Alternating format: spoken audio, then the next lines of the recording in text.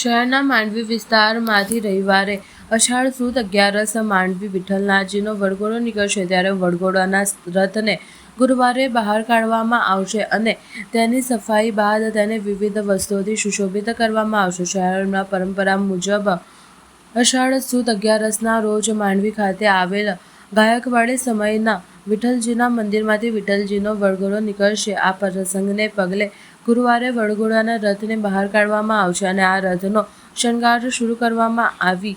આ આખો રથ ફોલ્ડિંગ છે, જેથી રથના અલગ અલગ ભાગોને ગુરુવારે અરીઠાના પાણી દ્વારા સાફ કરવામાં આવશે.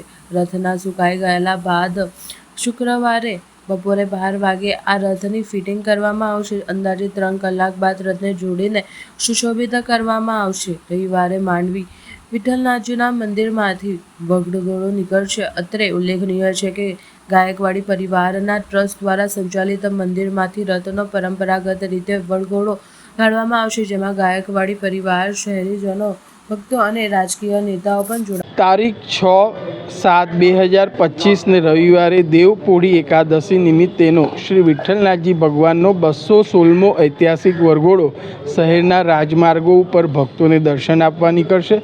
વર્ષોની પરંપરા મુજબ રાજવી પરિવાર દ્વારા પૂજન અર્ચન આરતી કરવામાં આવે છે, ત્યારબાદ વરઘોડાને પ્રસ્થાન કરવામાં આવે છે. તો એ જ રીતે આ રવિવારે પણ 11ના દિવસે રાજવી પરિવાર આવશે, પૂજન અર્ચન આરતી કરશે અને ત્યારબાદ વરઘોડાને પ્રસ્થાન કરવામાં આવશે. આજે જે વરઘોડામાં ભગવાન નીકળવાના છે, જે સોના ચાંદીના રથમાં, એ રથને સાફ સફાઈનું કામકાજ ચાલી રહ્યું છે. આ રથને આવતીકાલે શણગારવામાં આવશે.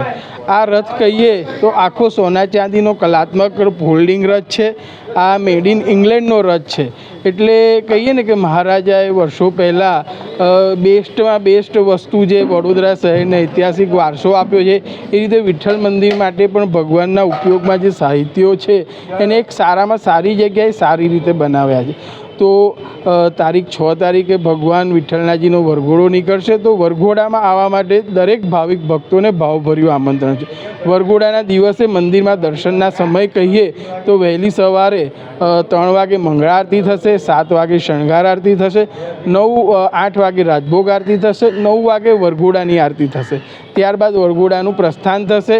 આ વરઘોડો બપોરે 1 વાગે કીર્તિ મંદિરમાં આવેલા કેદારેશ્વર મહાદેવ પહોંચશે. ત્યાં હરિહર ભેટ, પૂજન અર્ચન આરતી બાદ વરઘોડો સાંજે 4 વાગે મંદિરમાં પરત આવશે. વરઘોડાના સમય દરમિયાન કહીએ તો સવારે 9થી રાત્રિના 10 સુધી ભક્તો માટે દર્શન મંદિરમાં ખુલ્લા રહેશે અને મંદિરમાં રાત્રે 9 વાગે શયન આરતી થશે. તો દરેક ભક્તોને મંદિરમાં દર્શન આવવા માટે તેમજ વરઘોડામાં જોડાવા માટે વિઠ્ઠલ મંદિર પરિવાર તરફથી તેમજ દેવસ્થાન ટ્રસ્ટ તરફથી હાર્દિક આમંત્રણ છે.